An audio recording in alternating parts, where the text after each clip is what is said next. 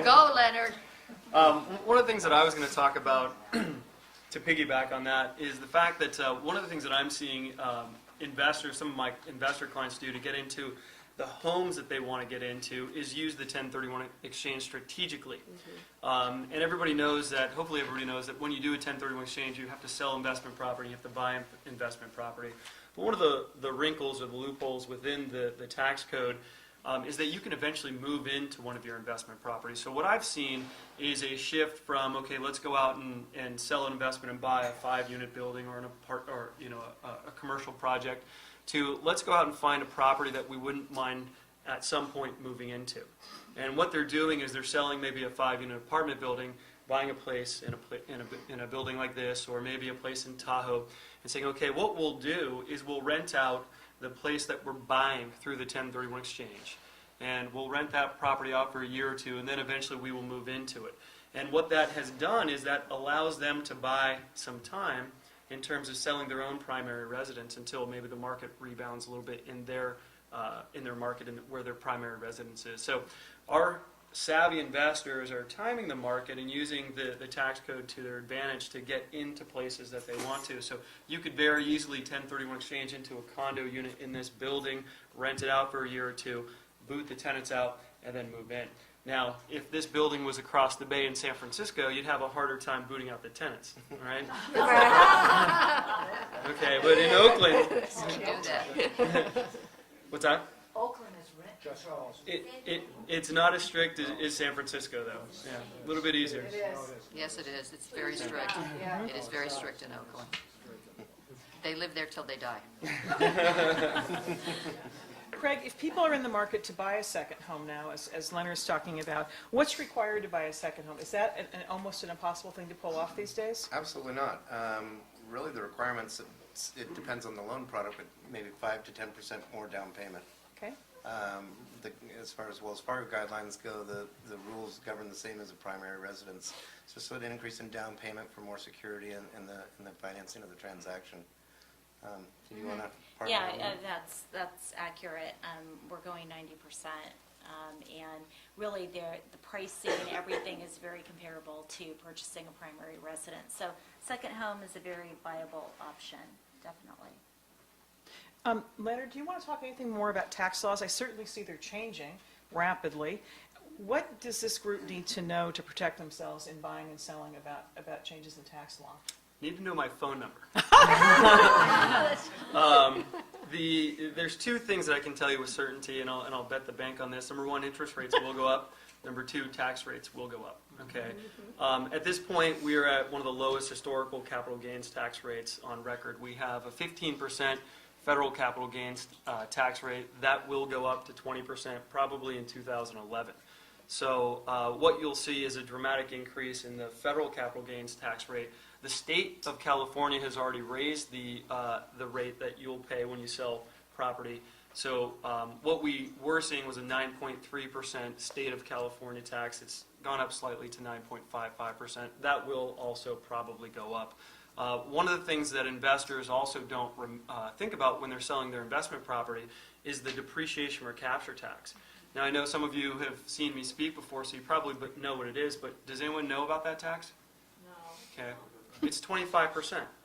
25% on the amount of depreciation that you've taken on your property, on your investment property. So if you're going to sell an investment property in the state of California, the rule of thumb that I give my clients is expect to pay about a third of your gain to the taxman.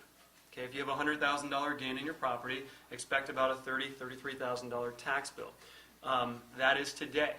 Okay, next year expect it to be $35,000, $40,000. Taxes will go up. The state is bankrupt. The federal government is bankrupt. It's easy to look at those gains that you have on your real estate and tax those. Okay, so one of the things that I encourage my investors to do is to simply never pay those taxes. Right? What do you do? Well, you know my phone number, and I'm going to tell you to do three things. I'm going to tell you to defer, and then die. Okay? That's right. So, Or 2 out of 3, guys. you defer, you die. If you never sell your real estate, you benefit. Well, you're not going to benefit, but your heirs are going to benefit from what's called a step-up in basis. Right? You bought a property for $100. That property is now worth $1 million. When you pass away, your basis will step up to $1 million, and your heirs can sell the property the next day after you passed away at fair market value and pocket the cash. Okay? That tax bill that you would have paid over your lifetime of investing goes away. Okay? It is a strategic advantage of owning real estate, and one of the things that I counsel my clients to do is to never pay those tax bills, because taxes are low now. If you want to sell now, cash out, pay a low tax rate, well, what's even better is to pay no tax rate. Okay? Pay zero. And one of the strategies that I always talk to people about, defer, die, and also buy strategically. Why not buy a property that you wouldn't mind moving into? Right? You buy a condo here on the 13th floor, you rent it out for 2 years, then you move into it, you live there long enough, you own it long enough. When you sell it, you benefit from your homeowner's exemption. Okay? So there are strategic moves that you can make that can benefit you down the road, and also your heirs strategically down the road. So I always tell clients, taxes will go up, but you don't have to pay them. You and Carol are scary good. This is amazing. Craig, I do want to go back around to this for advice. In the last run-up, people were not disclosing how much they were making or weren't making, and on a regular basis were qualifying for loans that were, 6-8 times their ability to pay. So in this new world, in the new normal, what kind of advice can you give folks about buying in a financially sound way? What should they expect for their down payment? What should they expect to be qualified on now? You know, I think the first part of that is to really sit down and talk with a mortgage consultant.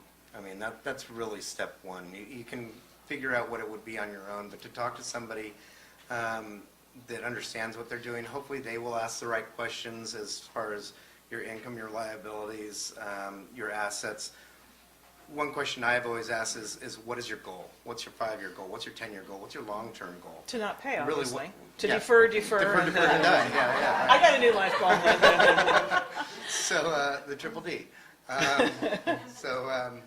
So no, and a lot of, just by asking questions as you go through that interview process, you'll find a lot of information that might not really be told to that person, to a mortgage consultant, to a realtor, to everybody, but to really identify what the goal is here rather than just qualifying, because there might be certain products that might fit a better need for that individual purchasing a home than the next person would be.